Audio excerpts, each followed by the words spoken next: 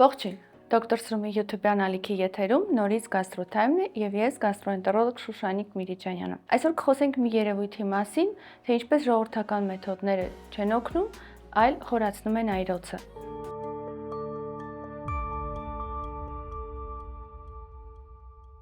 Շատ պացիենտներ պատմում են, որ սկզբում փորձել են ինքնուրույն պայքարել այրոցի դեմ։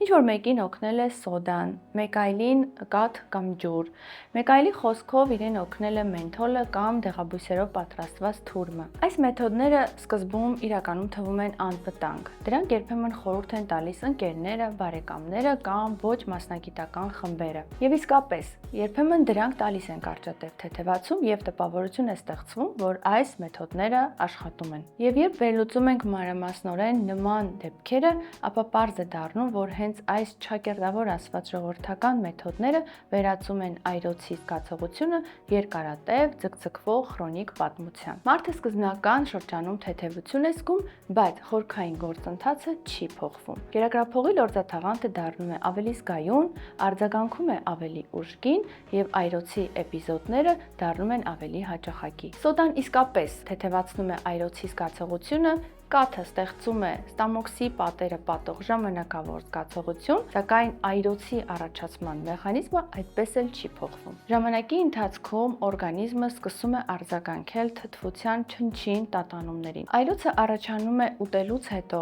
որը նախկինում խնդիր չէր առաջացնում։ Ֆիզիկական ծանրաբեռնվածությունից հետո կենցաղային սովորական իրավիճակներով։ Սա էլ հենց հանդիսանում է անցումը հազվադեպ էպիզոդներից դեպի լորձաթաղանթի կայուն մշտական վնասում։ Սոդան իսկապես վերացնում է այրոցի զգացողությունը կարճատև, բայց դրանից հետո այն ավելի ուժգին վերադառնում է։ Այս երևույթը կապված է ստամոքսայոթի երկրորդային ռեակտիվ գերարտադրության հետ։ Կաթը խլացնում է ախտանիշը։ Սա կապված է նրա մեջ պարունակվող սպիտակուցի եւ ճարպի հետ, բայց դրանց մարսման արդյունքում խթանվում է ստամոքսայոթի արտադրությունը եւ որոշ ժամանակ անց այրոցը վերադառնում է, իսկ որոշների մոտ դառնում է պարբերաբար կրկնվող։ Մենթոլը թուլացնում է ստորին կերակրափողային սֆինկտերը եւ նպաստում ստամոքսայոթի հետ վերադարձին դեպի կերակրափող եւ այրոցի առաջացմանը։ Իսկ խոտաբույսերով թուրմերը մարդիկ երբեմն օգտագործում են առանց նրանց բաղադրությունը հասկանալու։ Նրանցից որոշները կարող են ունենալ սպազմոլիտիկ, լեղամուղ էֆեկտ եւ բերել ախտանիշների խորացման, այլ ոչ թեթևացման։